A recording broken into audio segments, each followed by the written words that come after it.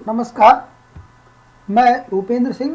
आज हम ये जानेंगे कि SPSS सॉफ्टवेयर के माध्यम से कोर रिलेशन कैसे ज्ञात किया जाता है और उसका इंटरप्रिटेशन कैसे किया जाता है। मेरे पास एक डेटा है। मैंने स्टूडेंटों से कुछ डेटा फीड करवाया है जिनमें उनका जेंडर, वो एथलीट हैं या नहीं है, और इसके अलावा उनके हाइट और वेट को मैंने एक परफॉर्मे में फिल करवा लिया है। और उसका जो उस दिन थी जिस दिन मैंने परफॉर्मा भरवाया था, और साथ ही मैंने वेरिएबल्स भी डिफाइन कर दिए हैं। मेल को 0 दिया है और फीमेल को 1 दिया है। इसके अलावा जो एथलीट और नॉन एथलीट की बात करें तो 0 नॉन एथलीट को दिया और 1 जो कोड दिया है वो एथलीट को दिया है। इनके वेरिएबल डिफाइन कर दिए। इस प्रकार हमारे पास जो डेटा प्राप्त हुआ, स्टूडेंट आईडी है, ये देखेंगे, ये स्टूडेंट आईडी है। तो ये जो आईडी है, ये दरअसल में हमें आईडी जो प्राप्त हुई है वो स्केल है, स्केल लेवल प्राप्त हुई है ना। तो दूसरा, हमारा जो जेंडर है वो मेल फीमेल है, तो ये नॉमिनल डेटा है हमारे पास। एथलीट भी हमारे पास नॉमिनल हाइट है, और वेट है, ये भी क्या है, स्केल डेटा है हमारे पास। अब हम इसके माध्यम से ये निकालेंगे। कुछ मिसिंग वैल्यूज भी इसमें हैं ऑलरेडी पहले से ही, तो हम निकालेंगे कि जो वेट और हाइट है वो एक दूसरे को प्रभावित करती है नहीं करती, या एक दूसरे से कोरिलेट है या नहीं है। तो हम ये इस सॉफ्टवेयर के माध्यम से निकाल के एक बार देखते हैं और उसका इंटरप्रिटेशन करते हैं।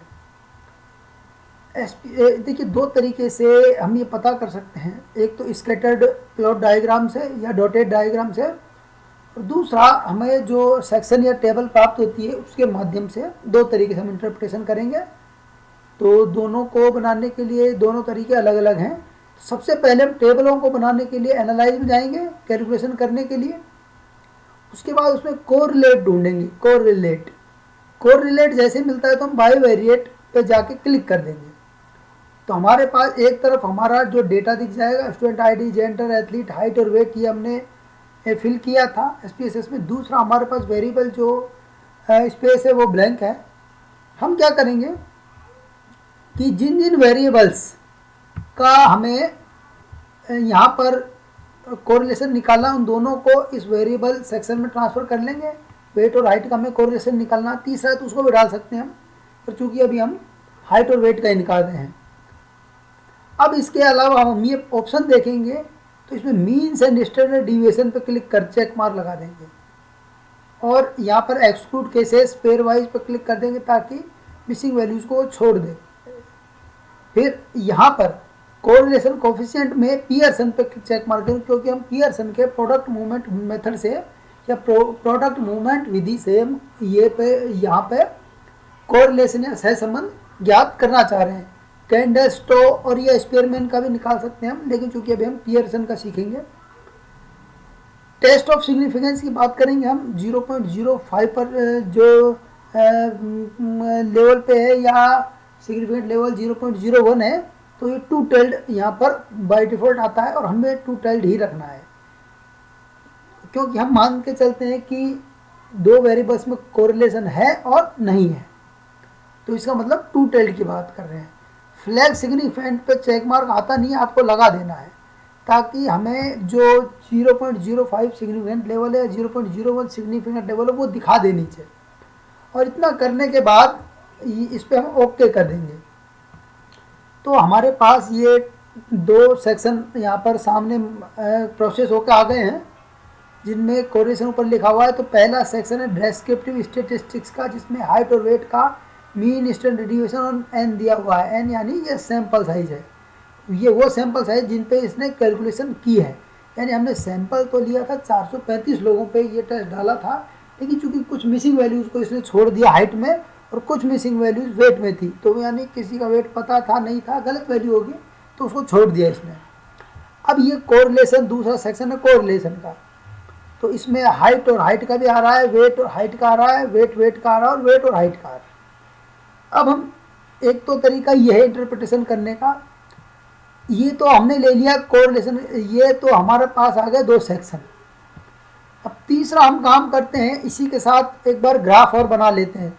तो सबसे पहले क्या करेंगे, ये 2 सेक्शन तो हमारे पास आ गए हैं, ग्राफ में जाएंगे, लीगेसी डायलॉग्स।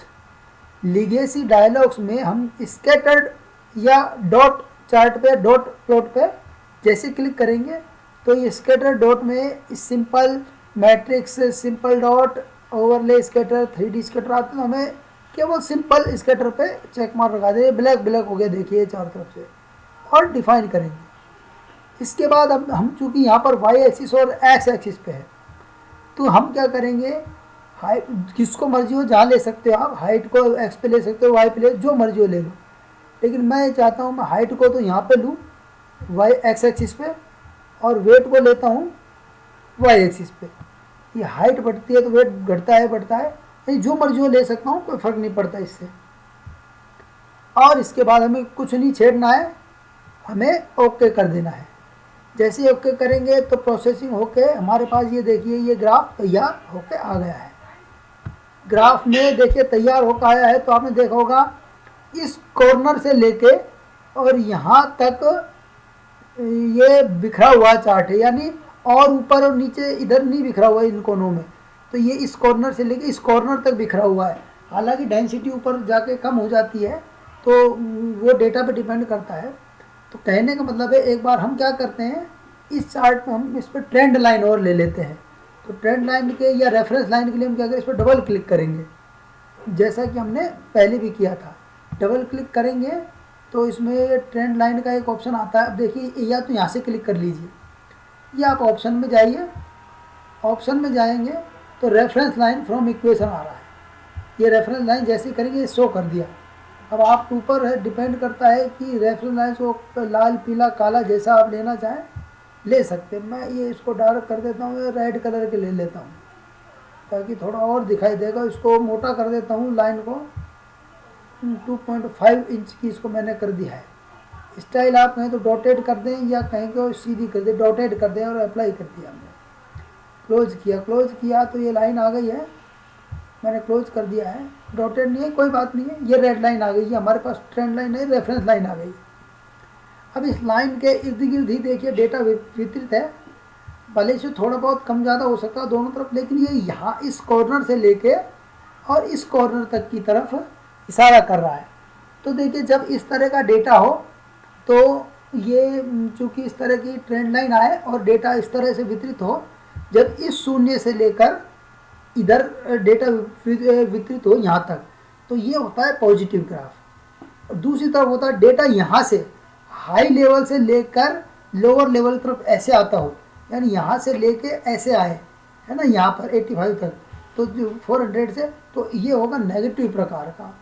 और एक होता है शून्य प्रकार का कोरिलेशन या जीरो प्रकार का, है ना, तो जीरो टाइप कोरिलेशन। तो उसको, उसमें क्या होगी, जो इस डेटा ये स्कैटर्ड होगा, कुछ यहाँ होगा, कुछ यहाँ होगा, कुछ यहाँ होगा, कुछ यहाँ होगा, कुछ यहाँ होगा, यानी ये पूरे ग्राफ में चारों तरफ डेटा बिखरा रहेगा किसी ट्रेंड लाइन के, ना तो इस ट्रेंड लाइन का होगा, ना ये जो अपनी खिंची हुई इस ट्रेंड लाइन के इर्द गिर्द होगा, है ना। तो कहने का मतलब है कि पॉजिटिव, नेगेटिव और जीरो 3 टाइप के कोरिलेशन आपको देखने को मिलेंगे।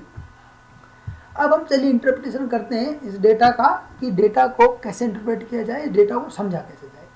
देखिए, मैं बता चुका हूँ, यहाँ पर हाइट का n 409 है, यानी 409 लोगों का इसने कैलकुलेशन किया है।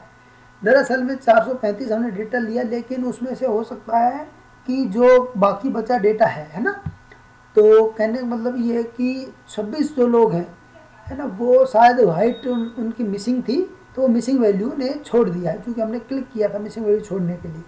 इसी तरह वेट में इन्होंने 380 लोगों का ही कैलकुलेशन किया, क्योंकि इसमें एक्चुअल में क्या था कि 55 लोगों ने, शायद हो सकता है उनका मिसिंग डेटा है, गलती से नहीं भरा गया, कुछ छूट गया है, तो इसने भी वो छोड़ दिया, चूँकि हमने मिसिंग वैल्यू यहाँ पर छुड़वाई थी।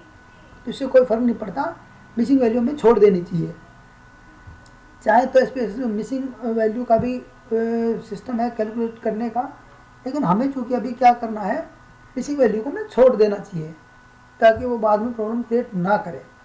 अब हम कोरिलेशन में जाके इस टेबल से इंटरप्रेट करते हैं। अब देखिए कोरिलेशन में 3 वैल्यू हैं।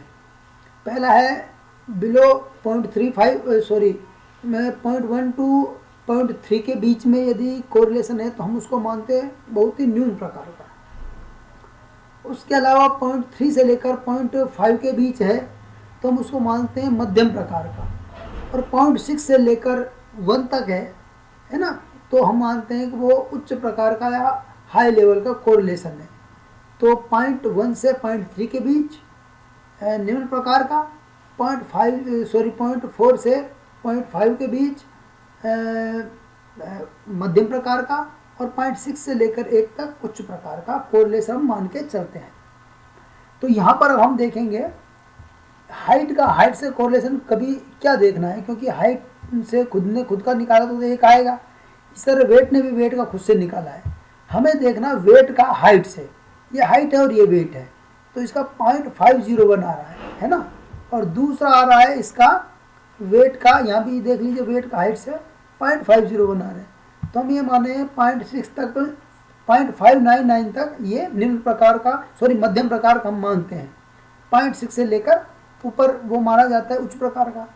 तो ये हमारी रेंज मारा है मध्यम प्रकार की। मतलब हम क्या लिखेंगे, सिंस अब देखिए यहाँ पर ये पी वैल्यू क्या आ रही है, या इसको ले लीजिए इसको ले लीजिए, एक ही बात है, क्योंकि हाइट और वेट है और ये वेट और हाइट उससे कोई पड़ता है तो दोनों के बीच का ही। तो हम क्या लिखेंगे, सिंस पी वैल्यू या पी लेस देन 0.01 या 0.05 ऑन टू टेल्ड है ना, therefore there is we reject the null hypothesis that there is, अब नल हाइपोथेसिस क्या है, there is no correlation between the variables. तो we reject the null hypothesis that there is no correlation between the variables and accept the alternative hypothesis that there is correlation between the variables. अब ये तो बता दिया हमने कि हमने reject कर दिया नल हाइपोथेसिस को, भाई इनके बीच कोरिलेशन नहीं है। तो अभी और जो अल्टरनेटिव हाइपोथेसिस कहते हैं इनके बीच कोई ना कोई कोरिलेशन है। तो अब हमने ये बता दिया कोरिलेशन है, लेकिन और ये भी अब यहाँ पर देखिए 0.501 का ये पॉजिटिव टाइप का है, तो हम क्या लिखेंगे, there is correlation between height and weight is medium type positive correlation. तो ये इसका इंटरप्रिटेशन हो गया। अब इसको देखने के लिए हमें इस ग्राफ में अब देखेंगे, मैंने क्या बताया, ये ट्रेंड लाइन या रेफरेंस लाइन यहाँ से लेकर, ये 0 से लेकर यहाँ 0 है, 0 से लेकर हाइट तक जाती है यहाँ पर, तो इस दिशा में जाती है, तो हमेशा क्या लेंगे हम, इसको पॉजिटिव कोरिलेशन। अब देखिए ये डेटा इधर से इधर ही बिखरा हुआ है, ये है ना, इधर से इधर डेटा खाली, देखिए इस स्पेस में ट्राइंगल में खाली है, इधर भी नीचे खाली है। तो कहने का मतलब ये थोड़ा हुआ तो हो सकता है, तो कहने का मतलब ये, तो ये पॉजिटिव प्रकार का या सकारात्मक प्रकार का इसमें क्या है, कोरिलेशन से संबंध है। यदि ये ट्रेंड लाइन यहाँ से यहाँ पे आती, यहाँ से लेकर यहाँ पर नीचे की तरफ आती है ना इधर, तो कहने का मतलब ये नेगेटिव प्रकार का होता, और जब चारों तरफ बिखरा रहता सब तरफ, और ये स्कैटर लाइन के आसपास भी नहीं होता, ना इसके और ना इसके, है ना, तो फिर क्या होता, ये शून्य प्रकार का। तो अभी चूंकि ये क्या है, सकारात्मक या पॉजिटिव टाइप का मीडियम टाइप का कोरिलेशन हमें यहाँ प्राप्त हुआ है। तो मैं ऐसा मान के चलता हूँ कि आप लोगों को इससे बहुत मदद मिली होगी सीखने में। बस एक बार ये है कि आप लोग मेरे पिछले जो वीडियोज़ को देखेंगे तो आपको मिलेगा कि डेटा को एक्सेल में फीड कैसे किया जाता है, उसको ट्रांसफ़र कैसे किया जाता है, या डायरेक्ट स्प्रेडशीट में कैसे किया जाता है। धन्यवाद।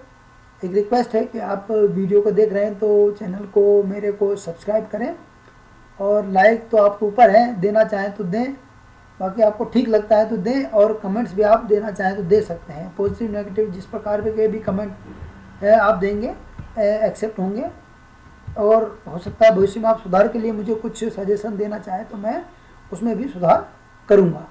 इसी के साथ आपके लिए धन्यवाद।